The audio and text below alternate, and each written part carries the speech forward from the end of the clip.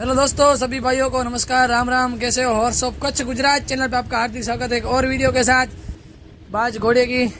तो इस घोड़े की बात करें तो अभी तीसरा दिन है प्रैक्टिस पे, जो ओड़का रेस होने वाली है। तो ये फील्ड का नाम है ओड़का। तो अभी बाज की जमकर तैयारी चल रही है ओड़का रेस के लिए बशीर उस्ताद की। और दोस्तों इसकी बात करें तो इसकी देखभाल रखने वाला हुसैन भाई उर्फे लाला भाई इस घोड़े की देखभाल रखते हैं। खाना पीना नहलाना सभी देखभाल हुसैन भाई रखते हैं। और ओनर की तो आपको पता ही है, और इस घोड़े को आप तो जानते ही है। इस घोड़े की आगे की अपडेट हम मेरी यूट्यूब चैनल पे आपको दिए जाएगी। तो ये वीडियो मेरा आपको पसंद आए तो हमारे यूट्यूब चैनल को आप लाइक कीजिए, शेयर कीजिए और सब्सक्राइब कीजिए। धन्यवाद।